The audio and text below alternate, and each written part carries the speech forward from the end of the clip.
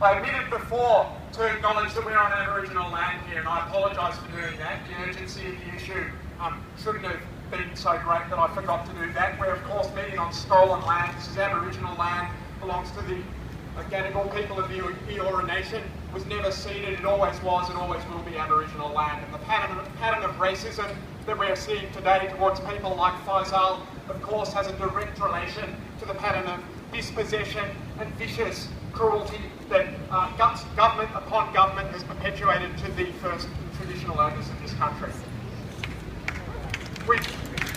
Now, the Immigration Department knew full well that Faisal was being represented by a blotchy migration agent. They knew full well that he didn't have the opportunity to make the proper claim to an appeal for a protection visa to which he's entitled by our system. Morrison knew that, yet he couldn't move fast enough. Couldn't move fast enough to pack Faisal into Villawood and to deport him.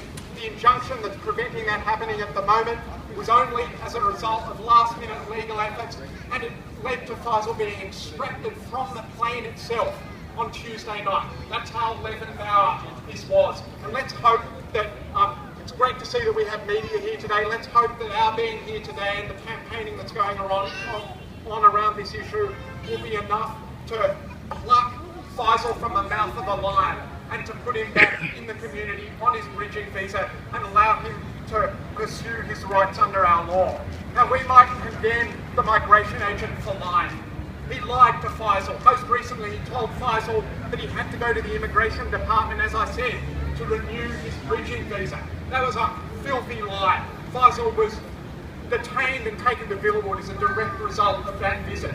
But let's not forget the other lying that's going on. Let's not forget Morrison's consistent lying. Morrison's lying that refugee processing is happening on Nauru and Manus Island. This is something that Morrison has consistently said to the media time and time again. And it's now known to be absolutely untrue. There is no refugee processing happening on Nauru and Manus. Morrison is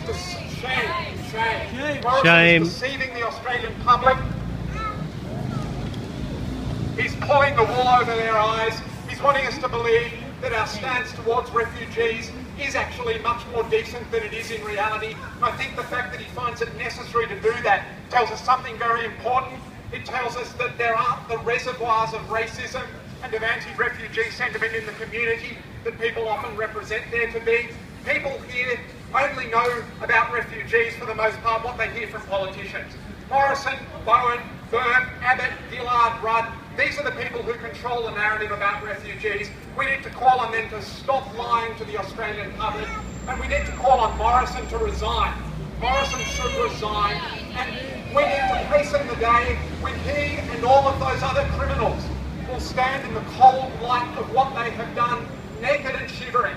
And when we expose them for the criminals and the life breakers that they actually are. I've sometimes said that Australia's refugee policy is so intense and so out of control that there will come a day when we give an apology to them as we gave an apology to the stolen generation. Well, what we need is much more than an apology.